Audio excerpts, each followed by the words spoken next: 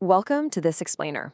Today, we're going to ground the seemingly invisible magic of artificial intelligence into its massive and honestly escalating physical footprint. You know, when we think of the cloud, we tend to picture something weightless, right? Something ethereal. But the reality?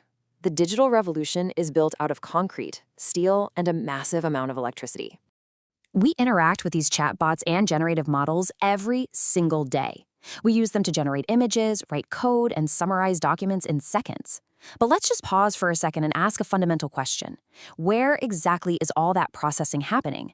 It doesn't just happen in thin air. It happens in sprawling, hyper-specialized industrial facilities that are quietly reshaping our physical world. Our story starts with the unprecedented boom in the physical infrastructure required to make artificial intelligence a reality. All right, let's kick things off with Section 1, the AI infrastructure boom. We are right in the middle of a construction frenzy unlike anything the tech world has ever seen. For years, your standard data center server rack used about 10 kilowatts of electricity. But AI workloads? They are a completely different beast. Training an AI model requires thousands of chips firing all at once. That means a single AI server rack pulls around 60 kilowatts of electricity. That's 6 times the power density. You literally can't just shove these new AI chips into an old building. They need entirely new, highly specialized facilities with massive cooling infrastructure just to stop the hardware from melting down. And to feed this insatiable hunger for compute power, the financial investment has gone absolutely astronomical. Major tech companies are projected to spend a staggering $650 billion on AI data centers in the year 2026 alone. Let that sink in for a second. That is roughly the entire gross domestic product of some developed nations, poured entirely into building the physical homes for artificial intelligence in just a single year. But what's truly fascinating is the ripple effect this spending spree has caused. It's actually exhausted the global memory supply. See, AI servers require a specific type of memory called high bandwidth memory, or HBM. Producing just one bit of HBM takes about 3 times the manufacturing capacity of standard memory. Because of this, AI data centers just gobbled up roughly 70% of all global computer memory production for 2026. This triggered a massive global shortage, driving up prices and intensifying competition for everyone else in the world who needs semiconductors. Moving right along to Section 2, the top AI supercomputers. Let's look at the facilities themselves, and this financial arms race to build the world's most powerful AI supercomputers, which are also known as compute clusters. Basically, 2 distinct groups are constructing these massive hubs. On one side, you have the hyperscalers. These are the traditional tech giants you already know, your Googles, Metas, Microsofts, and Amazons. On the other side, we're seeing a new generation of heavily funded, specialized startups called neoclouds. Think companies like CoreWeave and Lambda. They are borrowing billions from private credit firms specifically to buy AI chips and lease out compute power. It is absolutely a modern-day gold rush, and these companies are selling the pickaxes. The really crucial point here is the sheer volume of chips packed into a single location. If we look at the top clusters globally as of mid-2025, xAI's Colossus cluster down in Memphis leads the entire world with an estimated 200,000 NVIDIA each 100 equivalents. It is twice the size of its nearest competitors, which include Meta's 100K system and the Microsoft and OpenAI cluster over in Goodyear, Arizona. To put the power of that Colossus cluster into perspective, it can process over 400 quintillion operations per second. 400 quintillion? If you remember the breakthrough AI model GPT-3 that shocked the world back in 2020, that took weeks and millions of dollars to train. A supercomputer like Colossus has enough compute power to train that entire 2020 GPT-3 model from scratch in under 2 hours. Just mind-blowing. Which brings us to Section 3, a massive energy shock. Generating that kind of mind-bending computational power requires literal gigawatts of electricity, and that's causing a massive energy shock to our electrical grids.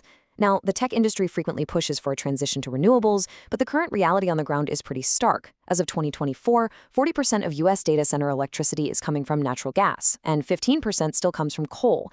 Because these facilities require incredibly stable, always-on power, what they call baseload power, they're heavily reliant on existing fossil fuel infrastructure, despite all those corporate goals for greener energy.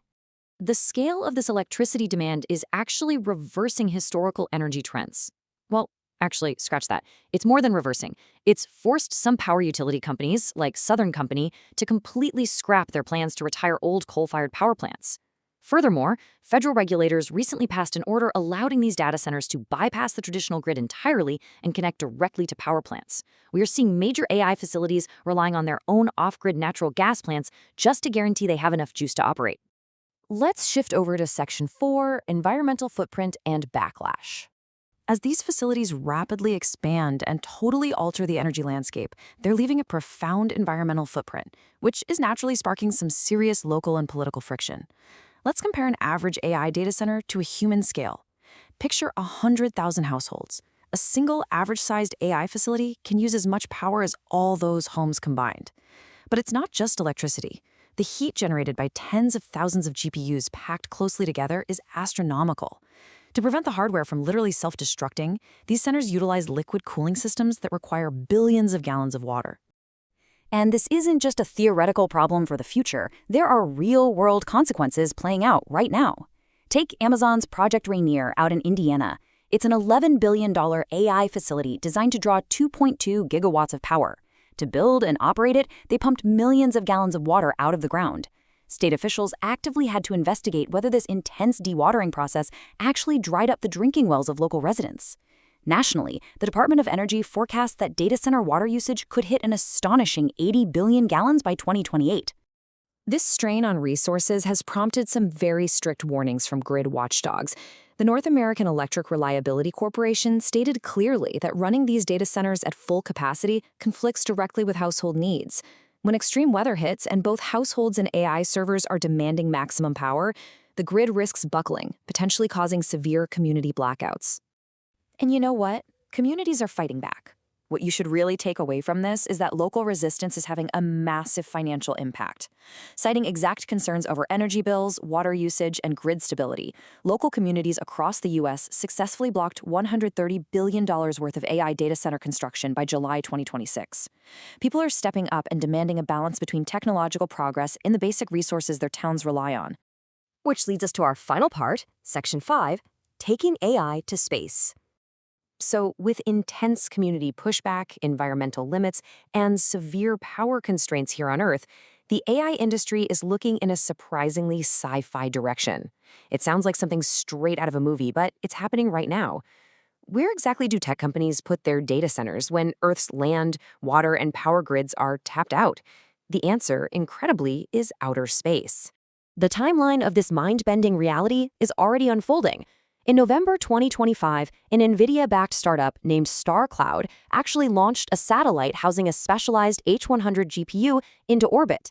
By late 2025, using that orbital hardware, they successfully trained NanoGPT. That marked the first time an AI model was ever trained in space. And the hyperscalers are following suit. Google has announced Project Suncatcher, aiming to deploy their own machine learning chips in a space-based data center by 2027, powered by direct solar energy and naturally cooled by the freezing vacuum of space. So as we marvel at the prospect of orbital data centers and supercomputers capable of quintillions of calculations per second, it leaves us with one really critical question to ponder. As AI literally looks to the stars, is the massive physical, environmental, and energy footprint left behind on Earth worth the digital leap we are making? That is a question we're all going to have to answer as this physical reality continues to unfold. Thanks for joining me on this explainer, and keep questioning the world and the infrastructure around you.